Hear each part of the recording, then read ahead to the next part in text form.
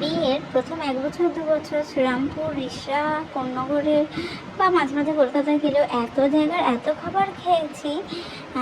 মানে মাঝে মাঝে আজকে বসে ভাবলে মাঝে মাঝে মনে হয় আহা, আমি তো ইজিলি একটা ফুড ব্লগার হয়ে যেতে পারতাম। যেদিন ভাবলাম তার পরের দিনে দেখি ফুড ব্লগার নিয়ে তো এত এত ভিডিওস বেরোচ্ছে যে খেয়ে আহা আহা করলেই ফুড ব্লগার হওয়া যায় না। আমিও বসে বসে ভাবলাম সত্যি তো তাই।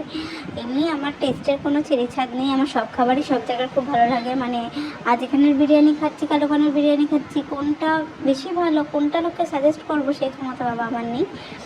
তো যাই হোক, যেখানে যা খাবার পাই, খিদে পায়, যদি দেখে যদি লোভ লাগে, এমনি লোভী মানুষ, খেতে ঢুকে যায়। তো সেরকমই সেদিন শ্রীরামপুরে চলে গেছিলাম, পুচুকে নিয়ে গেছিলাম সাথে করে।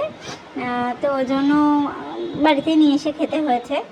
তো এই দোকানটা দেখতে পেয়েছিলাম, ভাজাভুজি বলে দোকানটার নাম। এটা ঠিক মন জিনিসের গলিটার উল্টো দিকে, শ্রীরামপুর যে মন জিনিসটা আছে পিপিলিয়া স্ট্রিটে, তার উল্টো দিকে। খুব সুন্দর, অনেক কিছু রয়েছে, আমার খুব পছন্দ হয়েছে। আমি নিয়েছিলাম একটা রোল, আর নিয়েছিলাম মাঞ্চুরিয়ান মোমো। এখন তো বিভিন্ন জিনিসের বিভিন্ন নাম, নামের ঠেলা গগন ফাটছে। ভীষণ স্টাফিংয়ে ভরা, মানে অনেক স্টাফ, মানে মোমোতে ভর্তি ভর্তি জিনিস ছিল। শুধু ভীষণ মানে গ্রেভিটা খুব স্পাইসি ছিল।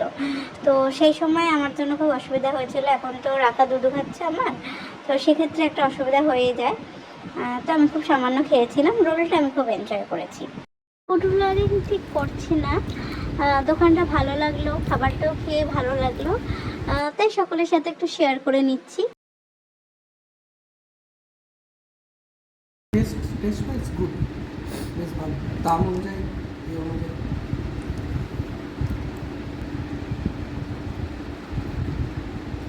পুর ঠিকঠাক আছে রোলে, মোমোতে আবার যাবে।